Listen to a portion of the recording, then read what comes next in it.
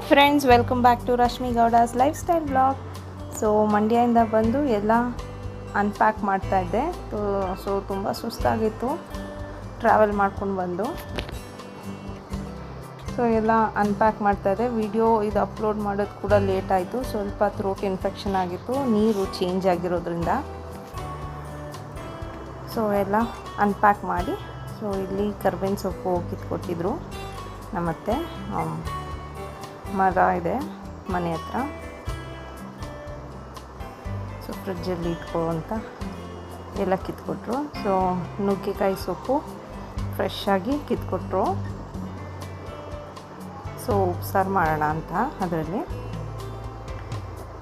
So ನನಗೆ ನುಗ್ಗೆಕಾಯಿ ಸೊಪ್ಪು ಅಂದರೆ ತುಂಬ ಇಷ್ಟ. ಸೊ ಇದನ್ನು ಎಗ್ ಬುರ್ಜಿಗೆ ಹಾಕಿ ಫ್ರೈ ಮಾಡ್ತಾರೆ. ಸೊ ಇದು ಉಪ್ಸಾರು ಖಾರ. ಸೊ ಅತ್ತೆ ಒಳ್ಕಲ್ಲಲ್ಲಿ ರುಬ್ಕೊಡ್ತಾರೆ. ಸೊ ಅಷ್ಟು ಕ್ಲೀನಾಗಿ ಮಾಡೋದು ಬರಲ್ಲ ನನಗೆ, ಉಪ್ಸಾರು ಖಾರ ಮಾಡೋದು ಬರಲ್ಲ. ಸೊ ಅದಕ್ಕೆ ಊರಿಗೋದವಾಗ ಮಾಡಿಸ್ಕೊಬರ್ತೀನಿ. 1 ವೀಕ್ 15 ಡೇಸ್ ಫ್ರಿಜ್ಜಲ್ಲಿ ಇಟ್ಕೊಂಡು ಉಪ್ಸಾರು ಮಾಡ್ತೀನಿ. ಸೊ ನೆಕ್ಸ್ಟು ಕಾಳು ಎಲ್ಲ ಪ್ಯಾಕ್ ಮಾಡಿಕೊಟ್ಟಿದ್ರು ಅತ್ತೆ. ಸೊ ಮನೆಗೆ ಎಷ್ಟು ಬೇಕೋ ಅಷ್ಟು ಅವರೇ ಬೆಳ್ಕೋತಾರೆ. ಸೊ ಇದು ಅವರೆಕಾಯಿ, ಇದಕ್ಕಿನ ಬೇಳೆ ಒಣಗಿಸಿದ್ದಾರೆ. ಸೊ ಇದು ಮೊಟ್ಟೆ ಸಾಂಬಾರು, ಇದಕ್ಕಿನ ಬೇಳೆ ಸಾಂಬಾರು ಹಾಕಿದ್ರೆ ಚೆನ್ನಾಗಿರುತ್ತೆ.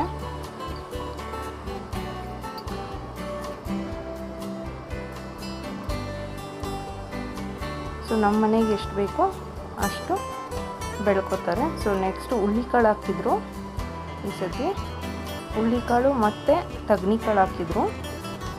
ಸೊ ತಗ್ನಿಕಾಳನ್ನ ಹಳಸಂದಿ ಕಾಳು ಅಂತ ಕೂಡ ಹೇಳ್ತಾರೆ. ಸೊ ಅದು ಮೊನ್ನೆನೇ ತೊಗೊಂಬಂದಿದ್ರು.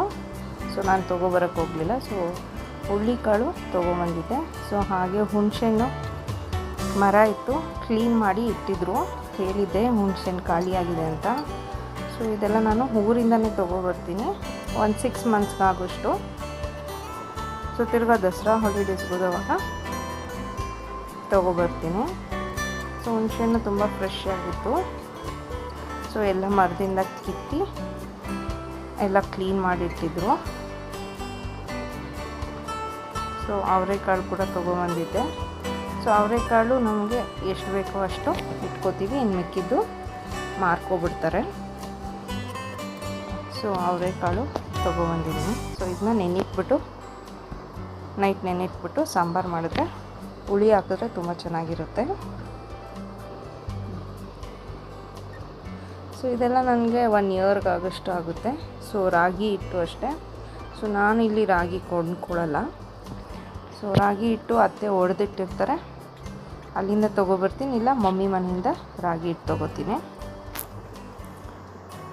ಸೊ ರಾಗಿ ಹಿಟ್ಟು ವೀಕ್ಲಿ ಒನ್ಸ್ ಅಟ್ಲೀಸ್ಟ್ ಮುದ್ದೆ ಮಾಡ್ತೀನಿ.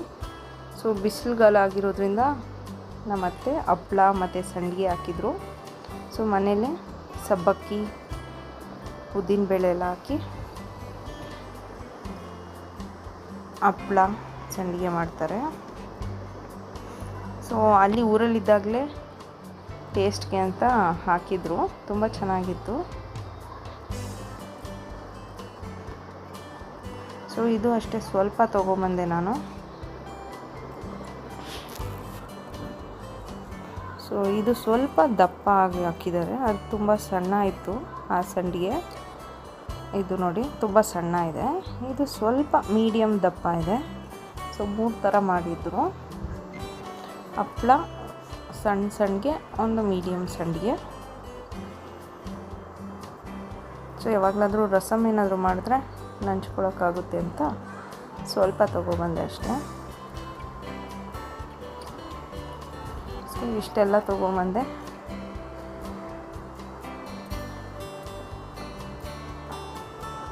ಸೊ ಇದೆಲ್ಲ ಬಾಟ್ಲಲ್ಲಿ ಹಾಕಿ ಸ್ಟೋರ್ ಮಾಡಿ ಇಟ್ಕೋಬೇಕು. ಸೊ ಇದೊಂದು ಶಾರ್ಟ್ ವಿಡಿಯೋ ಫ್ರೆಂಡ್ಸ್. ಸೊ ಈ ವಿಡಿಯೋ ಇಷ್ಟ ಆಗಿದ್ರೆ ಲೈಕ್ ಮಾಡಿ, ಶೇರ್ ಮಾಡಿ ಮತ್ತು ಸಬ್ಸ್ಕ್ರೈಬ್ ಮಾಡಿ. ಹೀಗೆ ಸಪೋರ್ಟ್ ಮಾಡ್ತಾರೆ. ಇನ್ನೊಂದು ವಿಡಿಯೋದಲ್ಲಿ ಸಿಗೋಣ. ಬಾಯ್.